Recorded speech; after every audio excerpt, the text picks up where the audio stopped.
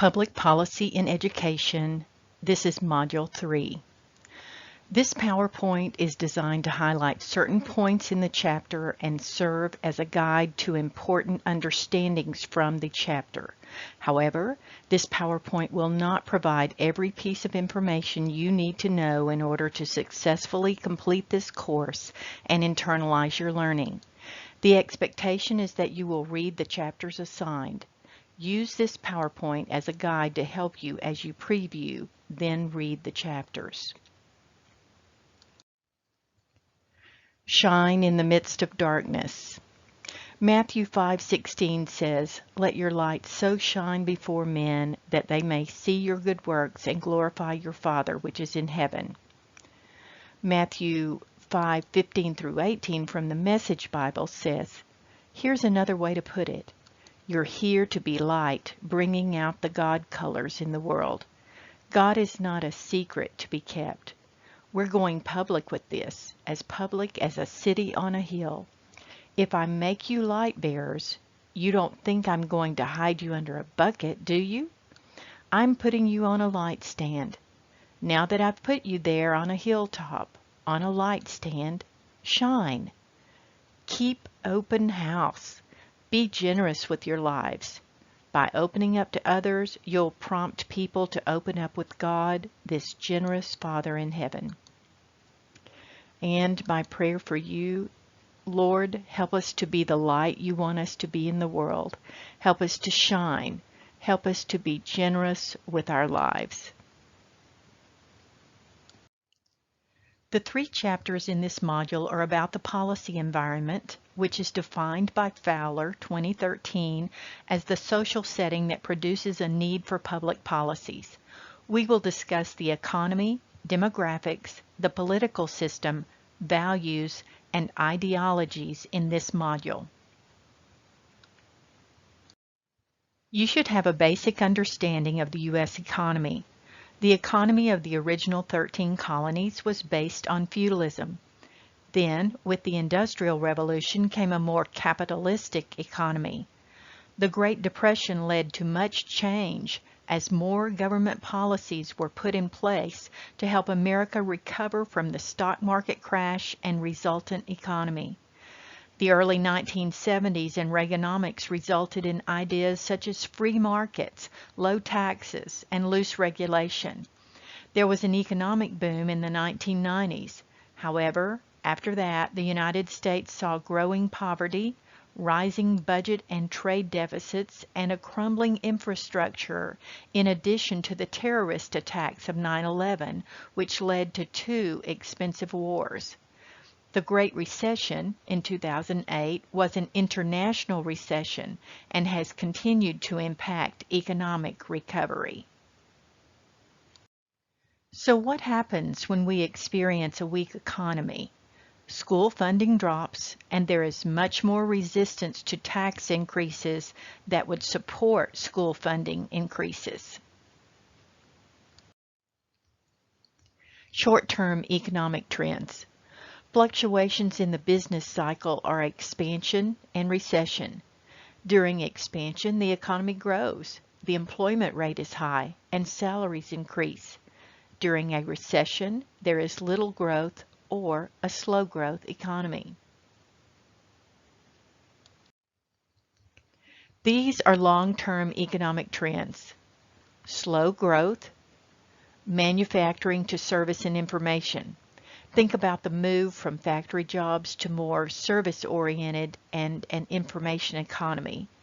The downsizing of white-collar and middle management jobs is still happening. Think about how technology is changing the jobs available. Globalization. We are now part of a global economy. Heavy debt.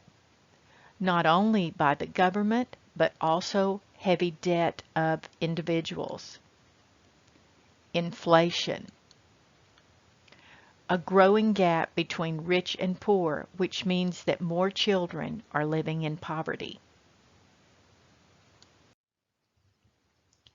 When we look at demographics, we look at age, ethnicity, gender, religion, education level, social class, and how these change over time.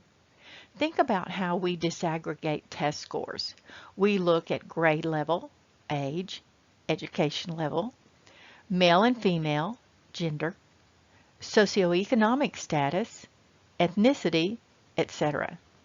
When you look at a TABOR report, you can look at the demographics for a campus or a district, including both student and teacher demographics.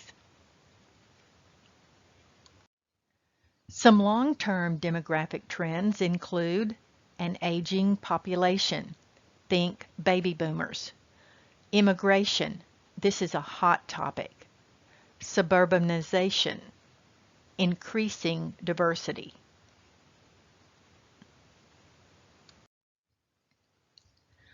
So what does this mean for education?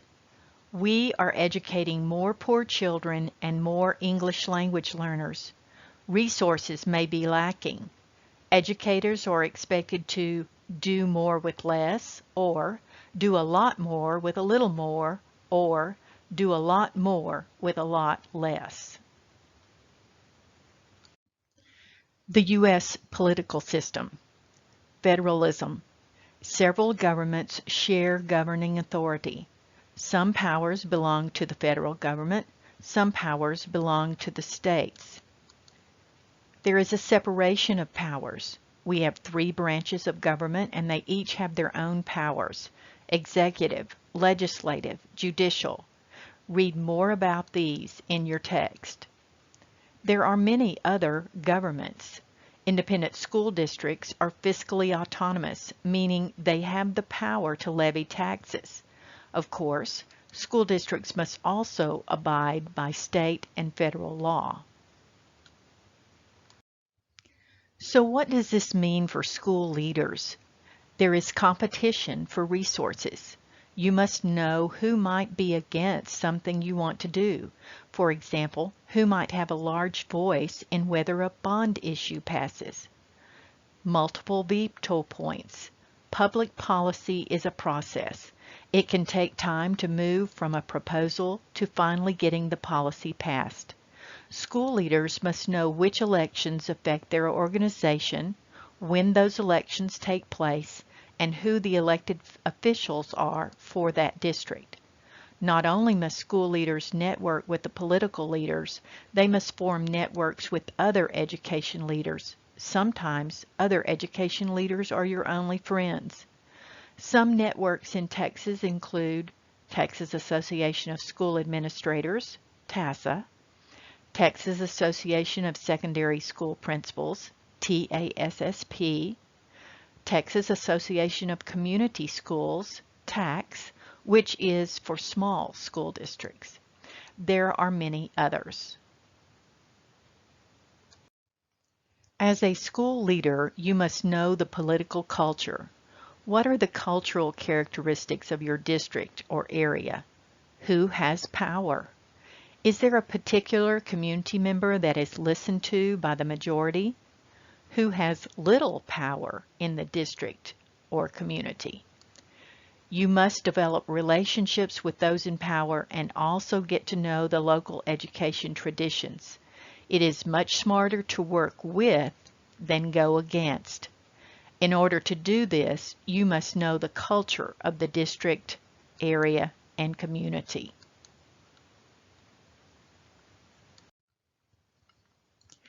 Values.